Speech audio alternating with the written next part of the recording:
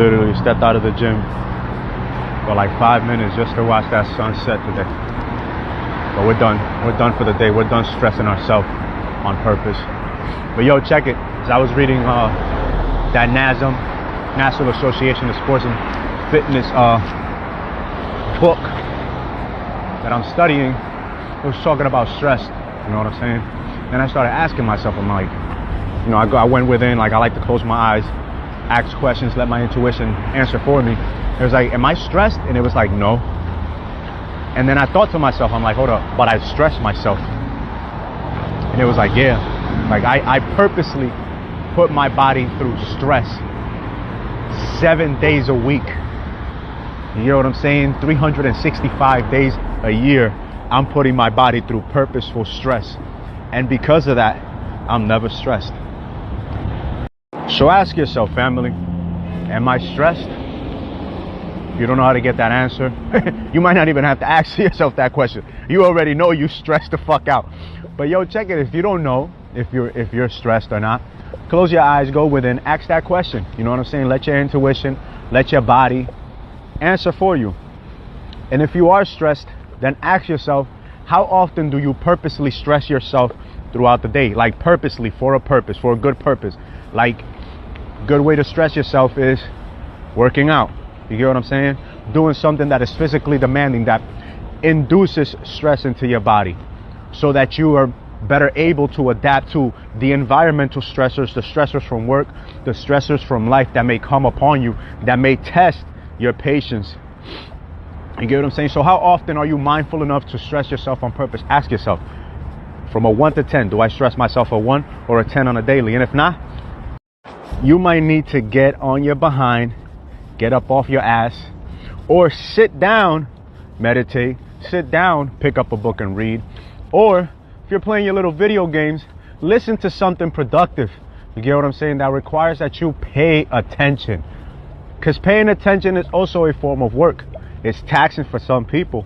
It's not always just physical. You can literally stress yourself, put purposeful stress into your body by making yourself sit still. You know, some people find that nearly impossible to do. You get what I'm saying? So it doesn't always have to be physical. It can be a mental thing. It could be spiritual work. But often it's some physical work. You might need some physical stress.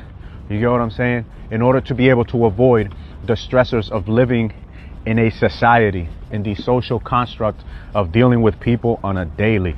You might need that, family. Alright? Unnecessary avoidable stress produces a lot of illnesses.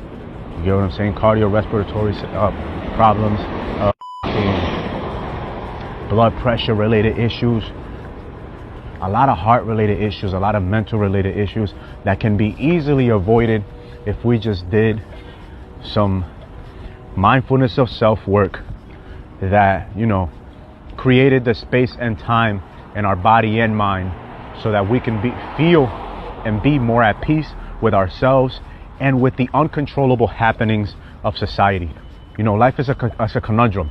It's like you don't know what to expect. That's why the good book tells us, lean not on your own understanding, and in all things trust the Most High Lord God that sits within you, the infinite source of creation that, you know what I'm saying, is living this human experience through you. And the only way to do that is to be mindful of self. So get to being mindful of self and do the right. The great esoteric philosopher Manly P. Hall stated, the body has laws that if we keep them, it will keep us for a very long time. It might not keep us forever, you know, because all material things eventually pass.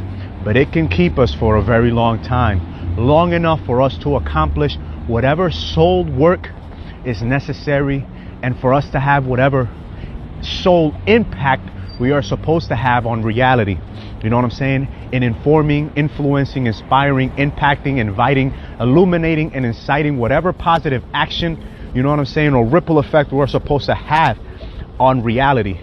But if we treat these bodies with disrespect, if we treat this animal vessel, you know, with ungratefulness, then we're not going to be able to live the life that we were supposed to have lived had we treated it with respect and obeyed and abided by his laws. All right?